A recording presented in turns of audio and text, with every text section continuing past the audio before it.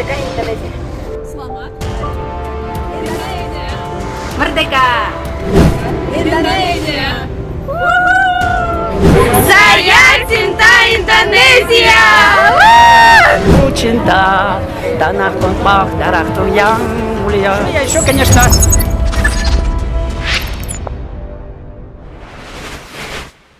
Ternyata awal mula orang Rusia kagum dan cinta kepada NKRI karena sebuah legenda misterius di Rusia. Sahabat bagi-bagi, di dalam hati orang Rusia yang mencintai Indonesia sejak dahulu, ternyata semua itu berawal dari legenda misterius. Legenda misterius inilah yang membawa kecintaan orang Rusia terhadap Indonesia. Negeri yang aman tanpa huru-hara, menjadi gambaran yang nyata bagi orang Rusia. Negeri dengan sejuta pariwisata tanpa membedakan agama, dan selalu dipercaya dunia. Legenda misterius ini ternyata sangat menarik dan sangat misterius bagi orang Rusia. Semua keadaan Nusantara diceritakan dalam legenda misterius ini. Inilah legenda misterius yang membawa kecintaan dan kekaguman orang Rusia terhadap Nusantara. Sahabat bagi-bagi, Dokter Sastra Indonesia dan Malaysia, di School of Oriental and African Studies, University of London, Inggris, Vladimir Ibriginsky mengungkapkan, pada mulanya orang-orang Rusia memendam kekaguman terhadap kawasan Nusantara, semenjak abad ke-11. Ternyata, kekaguman itu bersifat misterius karena mereka sendiri tidak tahu sebenarnya di mana Nusantara itu.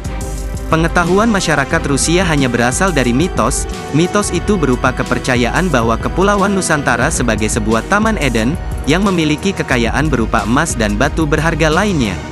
Ternyata dalam sebuah mitos Rusia, Nusantara telah diceritakan dalam sebuah legenda yang sangat misterius. Berawal dari sinilah orang Rusia sangat cinta kepada Indonesia.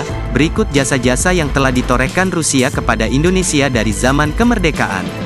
Pada zaman dahulu, saat masih dalam jajahan Belanda, Kekaisaran Rusia telah menempatkan seorang konsul pertama dan terakhir di Batavia, yaitu M. Bakunin. Dia memegang jabatan sebagai konsul itu pada periode 1864 hingga 1899. Hubungan Rusia-Indonesia juga terkait dengan sosok Tan Malaka, yang hadir dalam Kongres Komite 4, di Moskow pada tahun 1932. Bukan hanya Tan Malaka, ada juga Munawar Musso yang pernah tinggal di Moskow. Musso merupakan pemimpin Partai Komunis Indonesia atau PKI di tahun 1920, hingga pemberontakan PKI di Madiun 1948. Di Moskow, Musso menyusun bahan pelajaran bahasa Indonesia untuk mahasiswa Uni Soviet. Hubungan ideologi ini kembali muncul saat proklamasi kemerdekaan Indonesia dikumandangkan pada tanggal 17 Agustus tahun 1945. Uni Soviet menjadi salah satu negara yang terus-menerus mendukung kemerdekaan Indonesia. Andrew Gromyko pada sidang PBB dalam kurun waktu 1945 hingga 1947, terus mempelopori gerakan mengecam Belanda, yang melestarikan penjajahan di Indonesia. Pers Rusia pun dipenuhi dengan reproduksi berita tentang para pejuang kemerdekaan Indonesia. Uni Soviet juga mendukung kedaulatan dan kemerdekaan Indonesia, yang mereka suarakan dalam beberapa forum internasional, seperti Konferensi Asia di Delhi, pada tahun 1949, serta Pertemuan Dewan Ekonomi dan Sosial PBB, atau ECOSOC pada tahun 1947 hingga 1948. Seperti dikabarkan oleh Kompas, beberapa tokoh bangsa, seperti Ali Sosroamijoyo, Insinyur Juanda, Sartono, Wilopo, dan Adam Malik, secara terang-terangan menyampaikan rasa terima kasihnya kepada Uni Soviet dalam pidato-pidato mereka. Kemudian pada tahun 1948, secara de facto, Uni Soviet mengakui kemerdekaan Indonesia, lantas disusul dengan pengakuan de jure, sekaligus pembukaan hubungan diplomatik Uni Soviet Indonesia pada tahun 1950. Agus Riono yang pernah menjadi Wakil Dubes RI, untuk Federasi Rusia pada tanggal 28 November tahun 2009 yang lalu, pernah menulis artikel berjudul 60 tahun hubungan RI-Rusia. Menurutnya, hubungan Rusia dan Indonesia terjalin begitu harmonis ketika zaman Presiden Soekarno. Dalam periode hubungan harmonis Indonesia-Uni Soviet, Presiden Soekarno tercatat telah 4 kali datang ke Moskow dalam kurun waktu 1956 hingga 1964, bahkan Bung Karno merayakan ulang tahunnya yang ke-60 di Rusia. Dalam perayaan ulang tahunnya, Rusia memberi kado ulang tahun berupa patung seorang gadis yang sedang memegang dayung karya seniman keramahan Maziner. Patung ini kemudian dikirim dengan kapal laut dan kini terpajang di Istana Kepresidenan Bogor. Uni Soviet memang menghormati sosok Bung Karno. Ketika kunjungan Soekarno ke Leningrad, dirinya termangu pada bayangan bangunan berbentuk masjid, namun malah dimanfaatkan sebagai gudang. Ketika ditanya, komentarnya mengenai Lenin atau sekarang disebut Saint Petersburg, Bung Karno malah bercerita tentang kondisi masjid berwarna biru, yang dilihatnya dan meminta bangunan itu dikembalikan sesuai fungsinya sebagai tempat ibadah. Hanya dalam waktu 10 hari saja setelah kunjungan Presiden Soekarno, bangunan itu kembali menjadi masjid yang saat ini dikenal sebagai Central Mosque, begitu tulis Retno Marsudi dalam Rusia Beyond. Ketika hubungan harmonis itu berlangsung, Uni Soviet tercatat mengalirkan banyak bantuan dana untuk pembangunan berbagai proyek infrastruktur, seperti Rumah Sakit Persahabatan Jakarta, Hotel Indonesia Jakarta, Stadion Gelora Bung Karno Jakarta, serta beberapa tempat yang lainnya.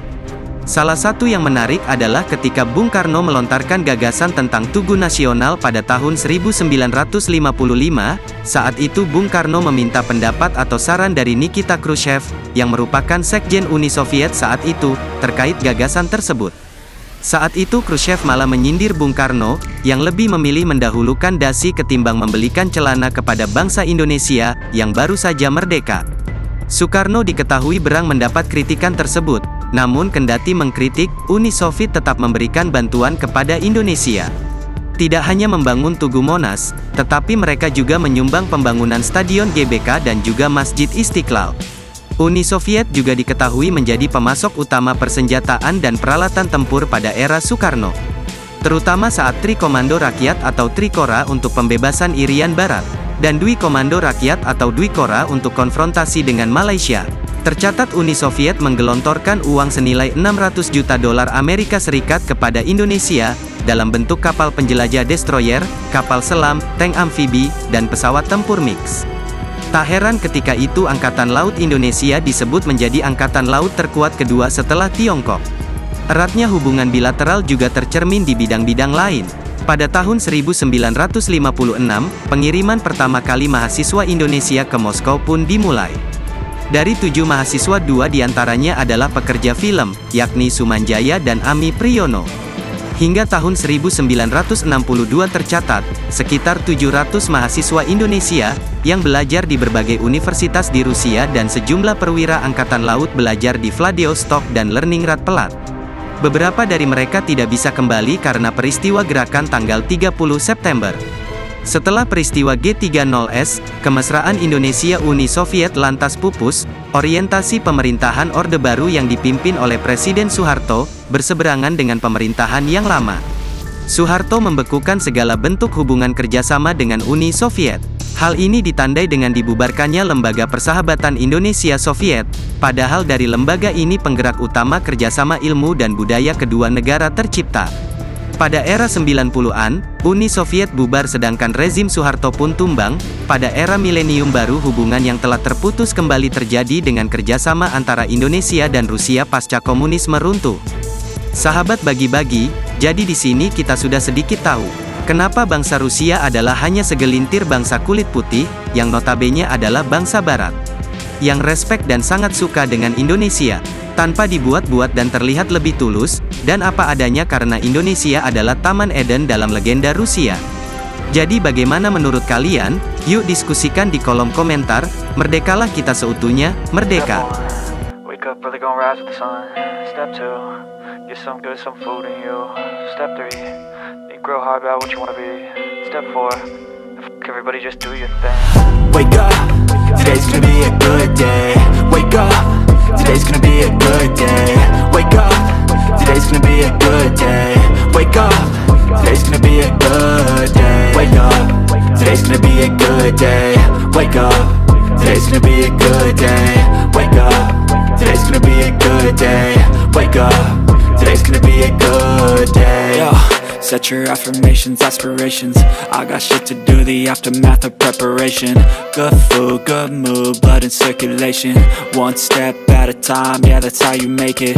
Set a goal you control and the steps you take them. I try to pick one thought, have some concentration, and if I make a mistake, it's called education. I try to do this every day, call it replication.